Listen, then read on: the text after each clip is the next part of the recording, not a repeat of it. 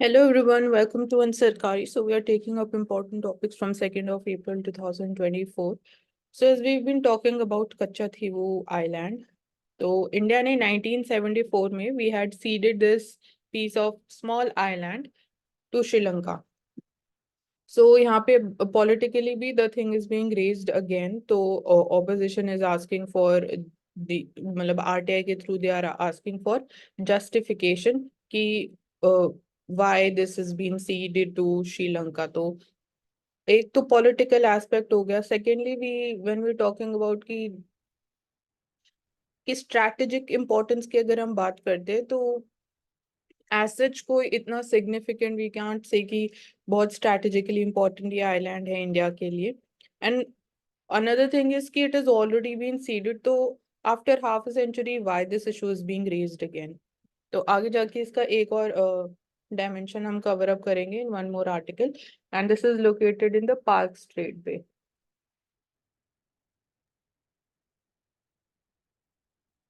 ये तमिलनाडु से 25 किलोमीटर की दूरी पर पड़ता है। तो जो मछुआरे होते हैं वो वहां पर पहुंच जाते हैं, उन्हें अरेस्ट कर लिया जाता है। इस रिगार्डिंग इशू है कि तमिलनाडु में जब ये कंडीशन होती है, ये नहीं पता चल पाता वो श्रीलंका का पार्ट है इंडिया का। तो उसको किस तरह से सोल्व किया जाए, इसलिए उठाया जा रहा है इस इशू को। हाँ, वो दिव्या सिर्फ फिर इसी आइलैंड तक लिमिटेड नहीं होना चाहिए इशू, क्योंकि फिशरमैन सिर्फ इसी रीजन में नहीं मिलते. वी बिन टॉकिंग अबाउट कि ये भी एक पार्ट ऑफ इशू है जब हम सेफ्टी ऑफ फिशरमैन की बात करते हैं on both the sides. So no coercive action over the tax notices against the Congress in view of the polls. So यहाँ पे again Solicitor General Tushar Mehta है currently. So उन्होंने बोला कि since elections and MCC that has been announced, so we do not want any problem to arise for any political party. So here this is like the turn of events हुआ. Even the Congress didn't expect कि in the light of elections कोई ऐसा coercive step नहीं लिया जाएगा which might impact the results. तो जैसे हम बात करते हैं कि when MCC comes into force after the announcement of the elections by the election commission of India, कोई मेजर डिसीजंस नहीं लिए जा सकते on the part of the incumbent government also. So to keep the elections free and fair, this step has been taken up. So ये उसी चीज को reflect कर रहे हैं. Or Solicitor General, it is not mentioned in the Constitution, only Attorney General under Article 76. Okay. तो हमने पहले भी कवर किया कि Israeli air strike destroys the Iranian consulate in Syria. तो Syria since it has land border with Israel and Golan Heights की हमने बात करी कि 7 days वॉर जो चला था उसमें this was seized by Israel. तो नॉर्थ ईस्टर्न साइड पे we see the land border being shared between Israel and Syria. And south of Golan Heights हम देखते हैं Dead Sea is located there. Northern जो लैंड बॉर्डर है that is shared with Lebanon. South में we have Egypt and east में we have Jordan also there. तो ये एक इम्पॉर्टेंट चेंज जो वी कैन से as a relief for the air travellers देखने को मिलेगा कि जो डिले होता था फ्लाइट्स में, मतलब 12-12 घंटे भी कुछ ऐसे इंसिडेंट्स देखे गए कि the flyers they had to wait. तो यहाँ bureau of civil aviation security ने दे हैव इशूड कि बाकी अब new changed standard operating procedure for airports and airlines क्या होने वाला है. जो यहाँ पे एक चैलेंज जो चेंज होगा तो दैट इज कि it will allow the passengers who have deplaned and they are escorted back to the terminal building to undergo a security check at the boarding gate itself if the flight is delayed due to either weather conditions or technical issues, मतलब whatever be the reasons behind the delay.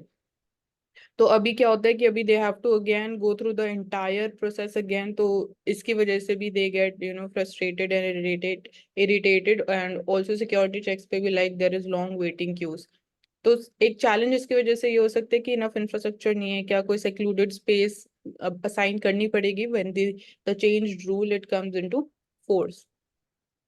तो return boarding like ऐसा कुछ space अलग से create किया जा सकता है फॉर द पैसेंजर्स या the flight which faces delay. So ease for air travellers को इंक्रीज करने की बात की जा रही है, उसको और इनहेंस करने की बात की जा रही है, तो that is also under focus. और एक एस्पेक्ट जो हम पायलट सेफ्टी या उनके इंटरेस्ट में चेंज देखने को मिल रहा है कि because of the rising demand in of air travel, so the number of pilots is comparatively less, so the stress or जो की sleep cycle है that is getting disrupted, so for that also new rules will come into force.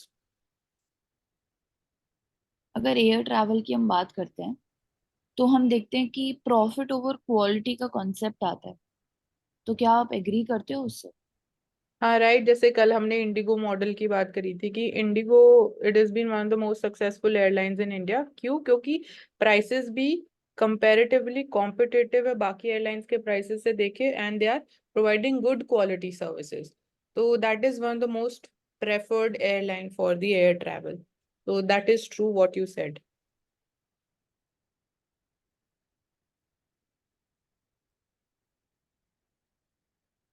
तो Bodo pride and transfer of votes to the alive BJP, यहाँ पे politically बात हो रही है, बट अगेन जब हम बोडो डिमांड फॉर बोडोलैंड की बात करते हैं तो this is the region located in the north western side of Assam state. So it comprises of 5 districts.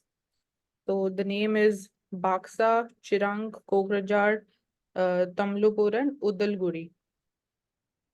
So जो तो council इसमें है पूछ सकते हैं right now, मानसी कि बोडो वे demanding separate state from Assam because they constitute around 6 to 7% of the Assam population. तो वे भी एक बोल सकते हैं कि रीजनलाइजेशन या फिर सेपरेटिज्म नहीं था, it is they were demanding different state, separate state. उसके बाद फिर क्लासेस हुआ तो बहुत सारे रिफ्यूजीज आए, तो लास्ट में 2020 में आकर के government of India signed Bodo agreement और बोडोलैंड टेरिटोरियल काउंसिल established हुआ under the Schedule 6 which gave them rights to conserve their own heritage and culture. उनको कस्टम से रिलेटेड बाकी सब में भी उनको प्रेफरेंस मिला गया, ऑटोनॉमी दिया गया अंडर द शेड्यूल 6। और इतने सारे डिस्ट्रिक्ट के अंदर में तो इसमें लिखा हुआ है कि Bodo is the largest plain tribe in the north east बस constitute less than 40% of population across the BTR, remaining 60% is made up of 20 ethnic groups. इसी और एक और हम अगर रीजन देखते हैं कि क्यों ये जो प्रोटेस्ट था स्टार्ट हुआ या डिमांड फॉर बोडोलैंड कहाँ से स्टार्ट हुई, तो जो अगर हम 1979 की बात करते हैं तो उस टाइम पे इट वाज अलेज्ड कि इलेक्टोरल रोल्स को मैनिपुलेट किया गया है, एंड जो बांग्लादेशीज हैं उनको भी लाइक वोटिंग राइट्स या सिटीजनशिप राइट्स दी गई हैं, तो वहां से दिस ऑल स्टार्टेड। तो ये भी कुछ मतलब एक पार्ट ऑफ रीजन है, और बोला जाता है कि जो अगेन माइग्रेंट्स हैं नॉर्थ ईस्ट इंडिया में सेटल हुए हैं, तो कंपटीशन जॉब्स के लिए, लैंड के लिए वो इंक्रीज हो रहा है, तो कहीं ना कहीं दे फील कि उनकी राइट्स को दबाया जा रहा है एक तरीके से, but that is not the case.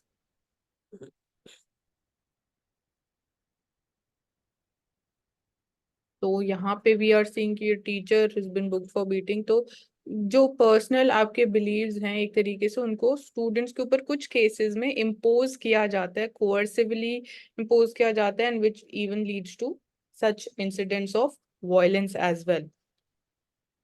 तो यहाँ पे हम बस यही बोल सकते हैं कि SC/ST एक्ट के under that the teacher has been booked, कि द चाइल्ड और face. Sensitization for teacher is important. उसके लिए जैसे पीटी टीचर मीटिंग होता है वैसे ही टीचर और प्रिंसिपल मीटिंग हर हफ्ता होना चाहिए, जिसमें various important issues we will talk about, life mission हो गया, इन्वायरमेंट से रिलेटेड, या फिर जेंडर सेंसिटाइजेशन उनसे रिलेटेड इश्यूज, या फिर बाकी फिर caste and other vulnerable section of society, तो ये प्रमोट कर सकते हैं।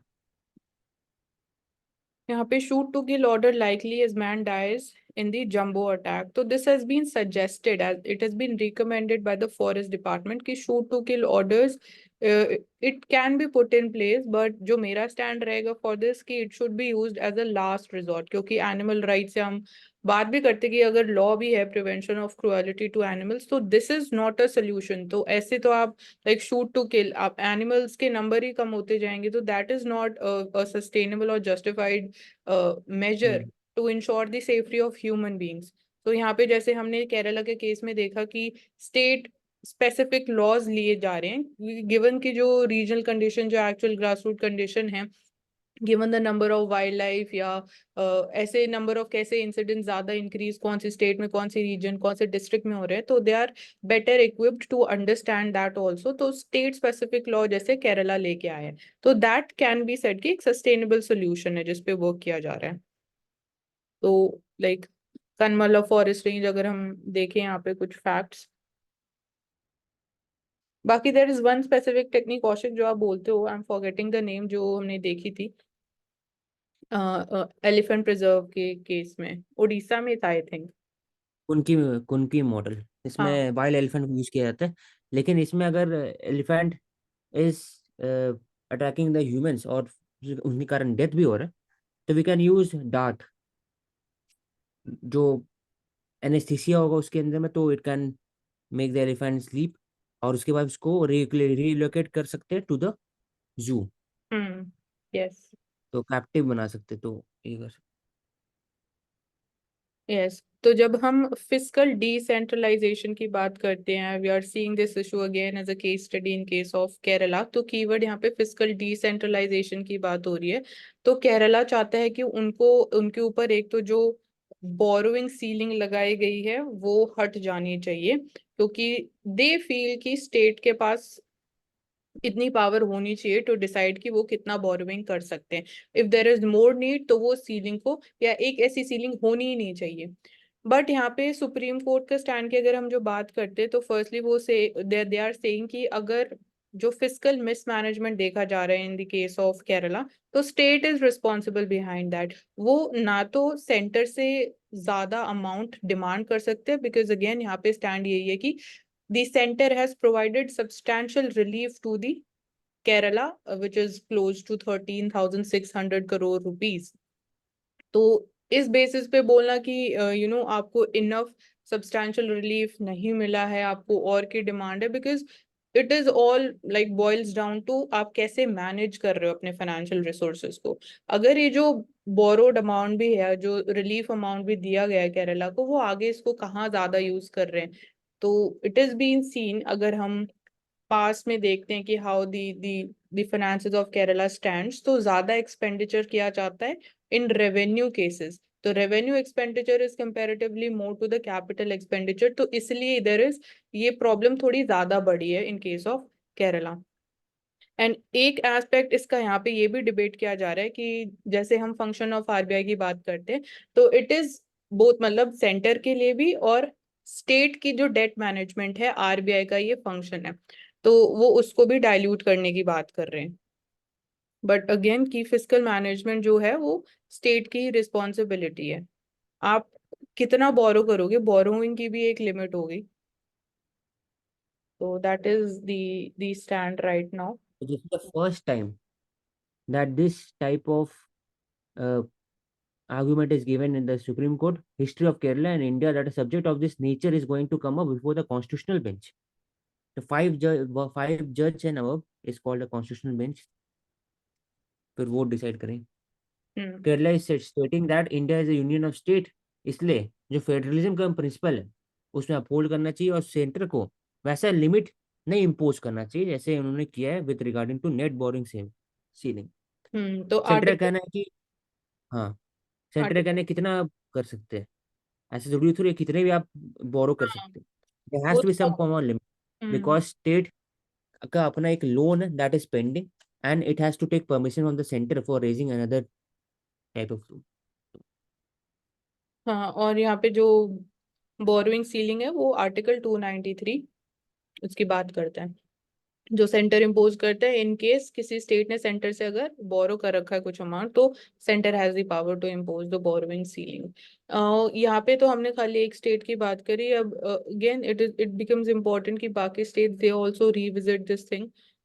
जब हम फिस्कल मैनेजमेंट की बात करते हैं या फिस्कल डेफिसिट की बात करते हैं, क्योंकि स्टेट लेवल पे भी there is this one of the measures when we are talking about कि जब हमें असेस करनी होती है the economic health of the state. तो क्या ये ऐसी सिचुएशन बाकी स्टेट्स में भी है आने वाले टाइम में, क्या वहां पे भी ऐसा कुछ इमर्ज होने वाला है ऐसा केस? तो that also needs to be factored in. Then यहाँ पे फार्मर्स डेथ इन्वेस्टिगेशन के ऊपर this debate which is going on again police के बीच में, और जो भी कॉन्स्टिट्यूशन एक कमेटी बनाई गई है जिसमें again we are seeing retired जज also is a part of it. तो ये एक यहाँ पे एक स्टैंड ये रहा है कि it is going to be demoralising for the state police की जो उनकी इन्वेस्टिगेशन थी उसके ऊपर रिलाई नहीं किया गया। तो अभी जो रिसेंटली फार्मर्स प्रोटेस्ट हुए थे तो वहां पे एक इंसिडेंस हुआ था जिसमें one farmer age 22 he died during the protest. और बाकी यहाँ पे एक बार जीरो एफआईआर क्या होती है वो आप मेंशन कर दो। What is zero FIR? इसमें बोल सकते हैं ना कि the clash between the farmer and police, police of Haryana, इसलिए हरियाणा गवर्नमेंट ने पिटिशन किया against the judicial pro. Judicial pro कौन करने बोला? पंजाब पुलिस ने बोला कि होना चाहिए क्योंकि फार्मर है died. So they have alleged that it is due to the arbitration of the police force. So there should be transparency and impartiality to strengthen the public trust in the system. मुझे zero FIR का मतलब होता है और कि जैसे कि मान लीजिए कि आप हरियाणा के अंदर किसी डिस्ट्रिक्ट के अंदर आपके साथ कोई घटना घट गई है लॉ एंड ऑर्डर के तहत, और आप हैं दिल्ली के, तो कहीं तो आप जो है वहाँ के जो पुलिस स्टेशन है वहाँ पर रजिस्टर करा दीजिए, और फिर जो पुलिस अथॉरिटीज है उस थाने की वो मैटर ट्रांसफर कर देंगे दिल्ली में। तो ताकि पुलिस अथॉरिटीज जो है जल्दी से उस चीज को काबू कर सके और आपका विक्टिमाइजेशन कम हो, इसका मतलब होता है जीरो एफआईआर, सीआरपीसी के अंडर मेंशन होती है। थैंक यू प्रवेश। सो जैसे कि हमने स्टार्ट किया था Katchatheevu island issue के रिगार्डिंग, तो here we are seeing former national security adviser Shiv Shankar Menon sir. So उनका स्टांस ये है कि raising this again issue back again after half a century it can lead to certain like issues currently, जैसे हम diplomatic relations की अगर बात करें between the countries, so such issues being raised by the country's leadership will damage credibility of the country and it could be a self goal। Self goal मतलब कि आप खुद ही इस चीज को एज अ गोल लेके चल रहे हो कि आपको ये इशू को फिर से रेज करना है, या आपके जो इंटेंशंस हैं वो सिर्फ आपके या आपकी पॉलिटिकल पार्टी के इंटरेस्ट को ज्यादा हेल्प करेंगे। Given this year is again talking about कि जनरल इलेक्शंस है तो कहीं ना कहीं थोड़ा सा पॉलिटिकल एंगल भी इसमें है। एंड यहाँ पे उन्होंने फिर एज अ रेफरेंस दो और इश्यूज की बात करी कि जैसे बांग्लादेश के साथ 2015 में जो बॉर्डर एग्रीमेंट हमने साइन किया, we settle the issue land boundary के रिगार्डिंग, तो जो उसमें एनक्लेव्स थे, एनक्लेव्स के बीच में जो इशू था दैट वाज सेटल्ड अप। तो वहां पे we also saw the role of the permanent court of arbitration verdict at the Hague verdict because they are located in Hague। तो that was in favor of Bangladesh। जो maritime boundary के claims भी थे तो the matter जो verdict था that was in favor of Bangladesh, but overall India ने उस चीज को सेटल कर लिया। तो उसके बाद हमने देखने को मिला कि जो दिल्ली और ढाका के रिलेशंस और ज्यादा इंप्रूव और स्ट्रेंथन हुए। तो अगर आप फिर से सेम इशू को इतने सालों के बाद फिर से उठाते हो तो वो डिप्लोमेटिक रिलेशंस को हैम्पर कर सकते हैं। इस आर्टिकल में तो मानसिक ये है ना कि कच्चा थी वो आइलैंड है, ये एक अनइनहेबिटेड आइलैंड है श्रीलंका के अंदर जहाँ पर क्रिश्चियन कम्युनिटी की डोमिनेंस है। और इंदिरा गांधी जो हमारी प्राइम मिनिस्टर मैडम हुई है 1974 में, उन्होंने इस आइलैंड को सीड कर दिया था, यानी दे दिया था श्रीलंका को। यस तो ऐसा बोला जाता है। हाँ, तो अभी ये बोला जाता है कि इंडियंस नहीं जा सकते हैं, तो इसके अलावा क्या इसके ऊपर है, आप वो बताइए। वो ही बता रही हूँ मैं, जो पहला आर्टिकल था जो आपने पॉइंट्स मेंशन करे हमने वो वहीं पे डिस्कस कर लिए थे। तो यहाँ पे बस यही उन्होंने हाईलाइट करे जो एलिमेंट है कि एक्स डिप्लोमैट्स का जो स्टैंड है इस इशू के रिगार्डिंग कि आप इसको इतने सालों के बाद फिर से रेज कर रहे हो तो डिप्लोमेटिक रिलेशंस हैम्पर हो सकते हैं उसकी वजह से। तो हाँ जैसे कि एक रेफरेंस उन्होंने बांग्लादेश का दिया जो एग्रीमेंट हाँ 2015 में हुआ है, तो उसके बाद हमारे रिलेशंस और स्ट्रेंथन हुए हैं। और सिमिलरली जैसे prime minister he called for again renegotiation of this Indus water treaty जो 1960 में साइन हुई बिटवीन इंडिया एंड पाकिस्तान। तो अगर ऐसे पुराने जो सेटल्ड अग्रीमेंट्स इश्यूज अगर आप उनको इतने सालों के बाद फिर रेज करोगे तो उसके ऊपर कंसर्न रेज किया जा रहा है कि ये एक सेल्फ गोल हो सकता है आपका। और सिर्फ इंडिया बांग्लादेश के साथ नहीं है, इंडिया म्यांमार के साथ भी है, कोकोस आइलैंड के ऊपर। Andaman top top of the Andaman is Coco islands, वहां पर भी वही बात है। तो we can say that India का जो क्रेडिबिलिटी है, ब्रांड वैल्यू है इन द वर्ल्ड, वो डिक्रीज हो सकता है। बार बार रीनेगोशिएट करने की बात हो रहा है, तो ऑलरेडी अब साइन कर चुका है, अग्री कर चुके हैं उसके बाद भी। So yeah, we are seeing again this land border issue between India and China. तो China feels कि अरुणाचल प्रदेश को they refer as South Tibet, तो they claim the territorial region, but यहाँ पे जो हमारे एक्सटर्नल अफेयर्स मिनिस्टर है उन्होंने बोला कि अरुणाचल प्रदेश जो इंडिया का नेचुरल पार्ट है एंड सिर्फ नेम चेंज करने से ये नहीं हो जाता कि वो आपकी टेरिटरी है। तो that is simply the stance of India. तो यहाँ पे वी सॉ की prime minister recently inaugurated Sela tunnel in Arunachal Pradesh. बाकी यहाँ पे स्टांस यही है क्लियर। सदर्न तिब्बत जैसे वो रेफर करते हैं और उससे वो चाइना का मतलब क्लेम जो है सब्सटैंशिएट नहीं कर सकते just by referring it to be as southern Tibet. Unilaterally आप डिसीजन नहीं ले सकते और इसमें यूएसए का भी स्टैंड है। तो यहाँ पे चाइना ने भी यही बोला जैसे हमेशा इंडिया का स्टैंड रहता है कि थर्ड पार्टी इंटरवेंशन या please respect the sovereignty of the two countries जिनके बीच में वो एक्चुअल डिस्प्यूट है and intervention is not allowed. तो it's an internal matter between the two how countries. India is developing Arunachal Pradesh. पहली बात act east policy, second vibrant village program, third creating of infrastructure in that region. उसमें tunnels हो गया, bridges हो गया, different types of infrastructure. और एक और सबसे इम्पोर्टेंट और प्रोजेक्ट जो है वो अरुणाचल प्रदेश फ्रंटियर हाईवे, मतलब कि जो बॉर्डर एरिया में वो पूरा हाईवे एज अ बाउंड्री अगर आप मैप पे देखोगे तो वो पूरा बाउंड्री की तरह ही लगेगा। तो फ्रंटियर हाईवे इन अरुणाचल प्रदेश।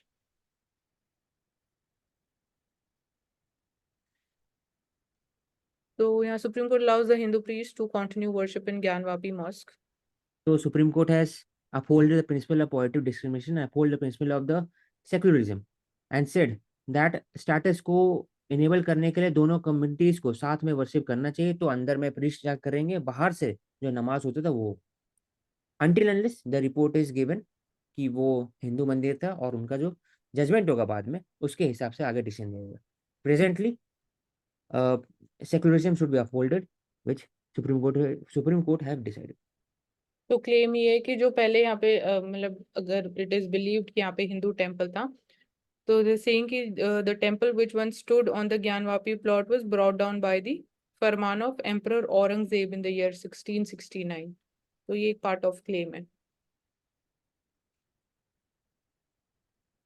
तो revision of the toll rates, जो टोल टैक्स जो टोल होता है टैक्सेस कलेक्शन होता एनुअली। है तो टोल यूज होता है।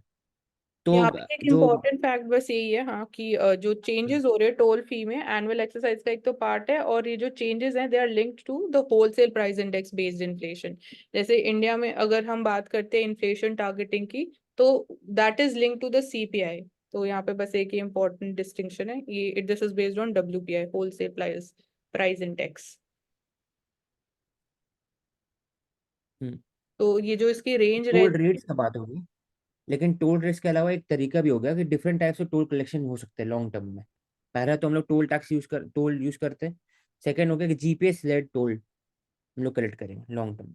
हाँ लॉन्ग टर्म वो इसके बाद ज्यादा बेनिफिट। इम्प्लीमेंटेशन की बस उसमें हमने चैलेंजेस की भी बात करी कि इंफ्रास्ट्रक्चर चैलेंजेस सबसे बड़ा चैलेंज है कि जो आपकी नंबर प्लेट्स होंगी कार्ड्स की वो उसको जो स्कैन करने वाली टेक्नोलॉजी है सारी नंबर प्लेट्स चेंज की जाएंगी अगर हमें उस सिस्टम जीपीएस बेस्ड सिस्टम को इम्प्लीमेंट करना है। तो this is going to take time. And positives की हमने बात करी थी कि लॉजिस्टिक्स कॉस्ट और कम हो सकती है जैसे इंडिया का टारगेट भी है we have to bring it close to 4 या 5%, and we have reduced it from 14% to now 8%. Yes. Next. No landing drills by IFJ to conduct landing drills on the highway. Why highway? Because during the war जब airport और बाकी जगह will be inaccessible or will be destroyed by the enemy, then highway will serve as a reason, will serve as a alternative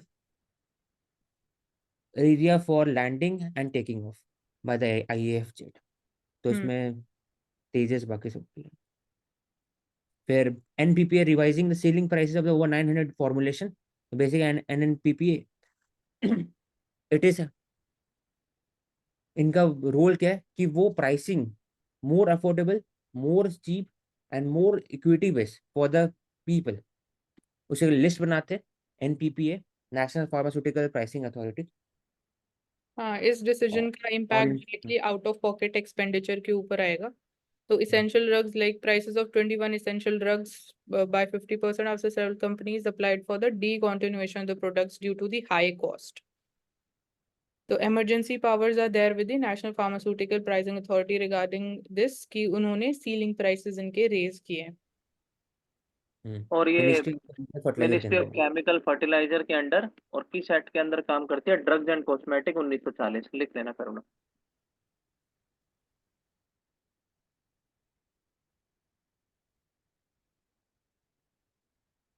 So यहाँ Supreme Court has issued notice to the Election Commission of India जो pre file की गई इसमें थी पूछा गया कि 100%. पूछा गया कि वीवीपैट और ईवीएम दोनों साथ में काउंट करिए, हर एक वीवीपैट हर एक ईवीएम को काउंट करिए.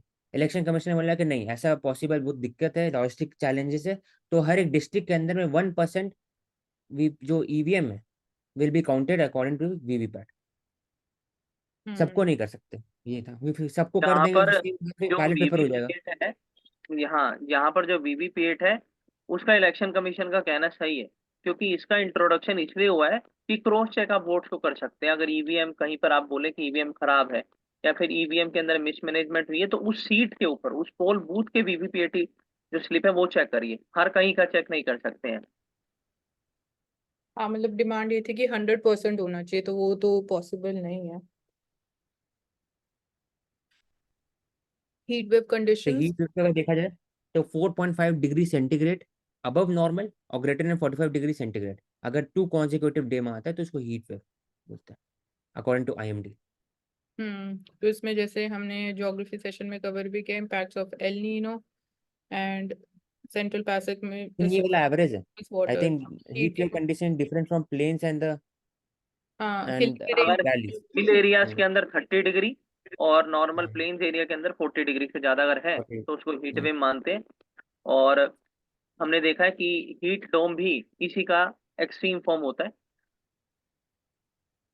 तो उससे क्या किया जा रहा है, तो ओरल ORS ताकि सबके जो सॉल्ट कंटेंट बॉडी के अंदर वो नहीं हो, हीट स्ट्रोक नहीं हो.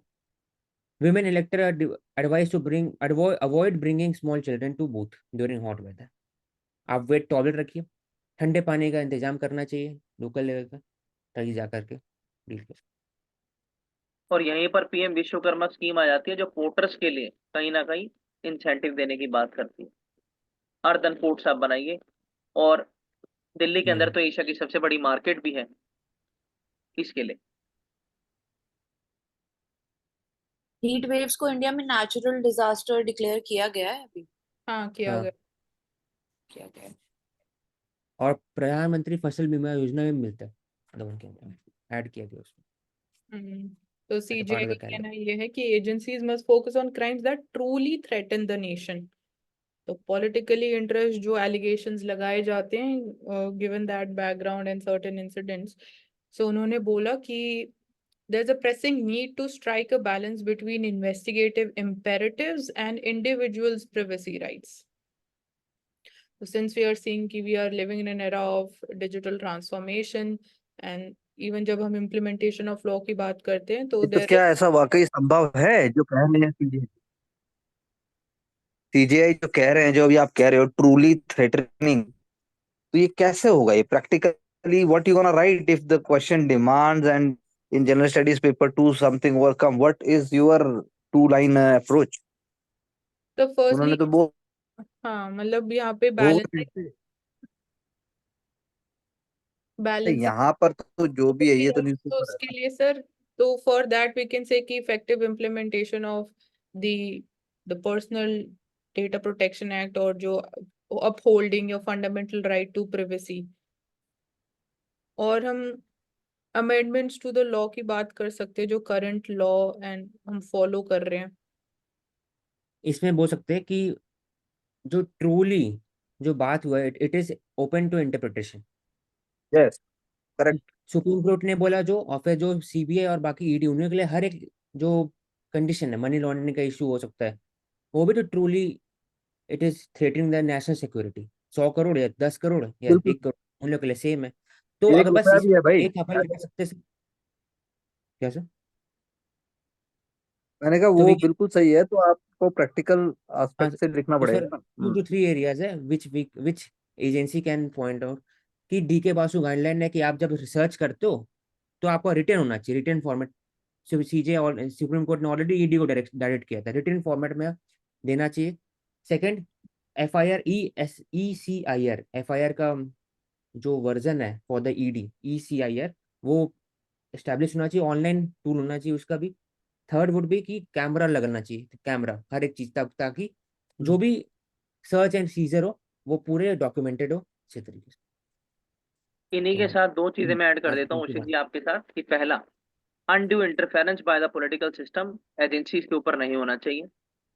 और दूसरा, जो सर्विसेज के अंदर हमारे पर्सोनल है काम करने वाले, उनको भी सेल्फलेस सर्विस एटीट्यूड के साथ अपनी जो नौकरी है, अपना जो सर्विस है, उसको निभाना चाहिए।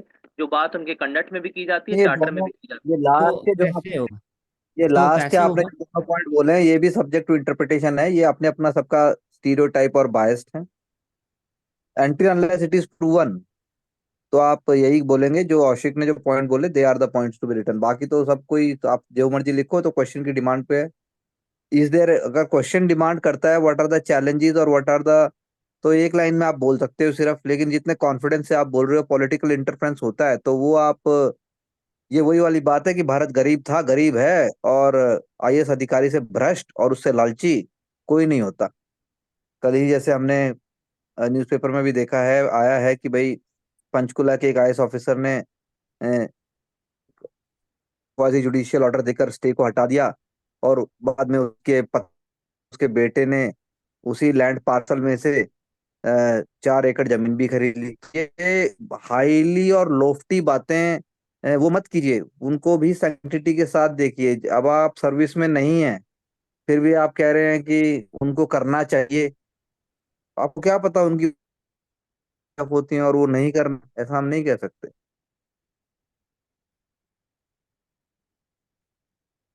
तो इस पन्नम केस की अगर हम बात करते हैं तो our external affairs minister is saying कि this is definitely it forms a part of our national security and जो इंटरेस्ट एसोसिएटेड है विद दैट। तो जैसे कि एलिगेशंस लगाए गए बाय यूएसए ऑन इंडिया की there is Indian involvement in his killing.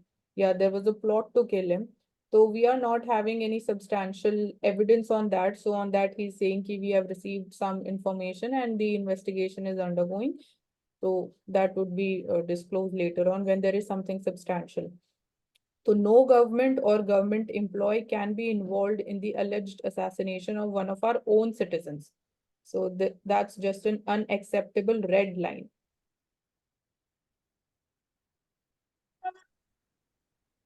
तो इसमें we can conclude it is only a allege, क्योंकि Uh, एलिज uh, एसोसिएशन और हमारे जो दूसरा जन, नेशनल सिक्योरिटी इंटरेस्ट। क्या होता है नेशनल सिक्योरिटी इंटरेस्ट, मानसिक? हिंदी में बताओ। तो नेशनल सिक्योरिटी इंटरेस्ट जो मतलब आइडेंटिटी, इंडिया की आइडेंटिटी को ग्लोबल प्लेटफॉर्म पे हैम्पर करे, एक वो इसका डायमेंशन हो सकता है। सेकेंडली जो इंटरनल रीजंस है विद इन इंडियन टेरिटरी, जैसे हम लेफ्ट विंग एक्सट्रीमिज्म की बात करते हैं, secessionist activities north east India में बात करते हैं, तो how they are hampering our the growth path, या फिर कैसे वो एक तरीके से हिंड्रेंस एक्ट कर रहे हैं। कौशिक? सर नेशनल सिक्योरिटी में इंडिया का आंतरिक सुरक्षा इसमें ये भी पार्ट हो सकता है, होगा। और दूसरा इंटेलिजेंस शेयरिंग, वर्ल्ड वाइड जो इंडिया का लॉन्ग टर्म विजन है उसके खिलाफ कुछ एक्ट करते हैं बाकी जो non state actors state actors, वो एक पार्ट है। तीसरा इकोनॉमिक सिक्योरिटी, सोशल सिक्योरिटी, सब पार्ट है national security, space, even cyber. तो इसमें national security interest are involve in that investigation. तो इसमें डायरेक्टली लिखा हुआ है खालिस्तान इशू। गुरबंत सिंह पन्नू वो बोले थे कि we will assassinate, we will use bomb to bomb the parliament, उन्होंने बोला था यूट्यूब के थ्रू। तब इंडिया ने स्ट्रिक्ट एक्शन लिया उनके खिलाफ में। तो कहीं ना कहीं जो सेपरेटिज्म है, it was seen with a connection with the Indian parliament, और उनका अटैक हुआ था उस दिन। जो जो लोग अंदर घुस गए थे और कैनिस्टर उन्होंने यूज किया था पार्लियामेंट के अंदर में। इसलिए इंडिया ने बोला था कि ये इनका रोल हो सकता है, क्योंकि उन्होंने डायरेक्टली बोला था वी विल अटैक पार्लियामेंट। तो नेशनल सिक्योरिटी इंटरेस्ट का अर्थ यही है कि अगर मान लो आप कनाडा जाके मेरे खिलाफ बोलते हैं, देश के खिलाफ बोलते हैं, तो आई हैव द मतलब as a nation I will have the right to pursue my own interests. But US is saying कि no government or government employee can be involved in the alleged assassination of one of your, own citizens. Citizen, या किसका citizen है वो? या यहाँ किसका US citizen है का, वो? यूएस का सिटीजन है। यूएस का, लेकिन यूएस ये का। यूएस न्यूक्लियर अपनी जो था वो भाषा में कनाडा बोल का, ये यूएस का। ठीक है, वो यूएस और कनाडा का होगा। यहाँ पे नेशनल सिक्योरिटी इंटरेस्ट का अर्थ यही है कि हमारे जो नेशनल सिक्योरिटी इंटरेस्ट है, हम उसको परस्यू करने के लिए किसी भी हद तक हम कुछ भी करेंगे। ठीक है, आपका अपना इंटरप्रिटेशन है, हम तो नहीं बोल रहे हैं कि हम इन्वॉल्व हैं और गवर्नमेंट एम्प्लॉय इन्वॉल्व है। लेट इट प्रूव, उसको प्रूव कीजिए। बात समझ आई? यस। हाँ जी सर। और रिगार्डिंग हाँ, साथ this defence defence export crosses red line ये नहीं 21,000। है। रेड लाइन एक ही रेड लाइन है, जो चीज होनी चाहिए वो होनी चाहिए, वही रेड लाइन होती है। तो अगर आप इंडिया के खिलाफ बोलते जाते हैं, अब यूएस तो अभी अभी आपने मानसी थोड़ी देर पहले जो सुनाया था, इरानियन काउंसलेट पे, डमस्कस पे जो अटैक हुआ, उसके लिए क्यों नहीं आप ये लाइन बोलती? वो कैसे इजरायली गवर्नमेंट ने जो है वो असैसिनेट कर दिया? हाँ जी सर। तो हाँ मतलब सर दैट इज ये क्या ऑल्सो, हुआ? मतलब सर उसमें इंडिया के इंटरेस्ट कैसे इन्वॉल्व है? सीरिया के इंटरेस्ट की बात इंडिया के करें। नहीं भी, कंट्री हैं अलग अलग। यूएस अगर आपको बता रहा है तो वो सबके लिए है ना, वो तो। हाँ जी। हम्म। जो बात यूएस यहाँ पर कह रहा है, क्योंकि हमारे केस के अंदर वो सज्जन पकड़े गए चेक रिपब्लिक में, तो ये कहानी शुरू हो गई। ना पकड़े जाते तो होती। नहीं होती। और इसराइल ने जो बैठे बैठे डमस्कस में जो किया, उसके लिए कौन बोलेगा? वही सर। तो हाँ you all have to understand, use brains, how to interpret. ये सिर्फ न्यूज आइटम्स हैं, न्यूज आइटम को कैसे इंटरप्रेट करना है। जी सर। और नेशनल सिक्योरिटी का एक इम्पॉर्टेंट पार्ट जैसे कि हम देख रहे हैं, defence exports have cross ₹21,000 so this is increase by 31 times. तो ये भी एक तरीके से इसी चीज को रिफ्लेक्ट करता है। नेशनल सिक्योरिटी का ये एक इम्पॉर्टेंट एलिमेंट है। तो जितना ज्यादा हम सेल्फ रिलायंट होते जाएंगे, हाँ जी। जितना ज्यादा हम सेल्फ रिलायंट होते जाएंगे, तो जिससे हम इंपोर्ट लेते हैं, उसके लिए रोने के सिवाय कोई चारा नहीं है। हम्म। और सेकंड थिंग कि इंडिया एक्सपोर्ट किसको करता है, तो Armenia, Swati radar, then Sri Lanka, then अभी बात हो रहा था फिलीपींस के साथ, कल ही पढ़े थे विद रिगार्डिंग टू ब्रह्मोस। तो लॉन्ग टर्म विजन है कि India over the years $10 billion, $25 billion achieve कर सके इन नेक्स्ट 5 ईयर्स। कैसे करेंगे? तो सेल्फ रिलायंस के लिए इंडस्ट्रियल कॉरिडोर इन तमिलनाडु, डिफेंस तो इंडस्ट्रियल एक कॉरिडोर इन एग्जांपल है कैसे करेंगे यार। वो ईस्ट। तमिलनाडु तो है ही, बाकी पीएसयूज भी हैं, हॉल भी है, डीआरडीओ भी है। There are centres for excellence. तो एक एग्जांपल है तमिलनाडु का, वो तो वो भी लिखेंगे, लेकिन बाकी भी बहुत सारे एस्पेक्ट्स हैं। चलिए आगे। So we'll continue in the next part. Like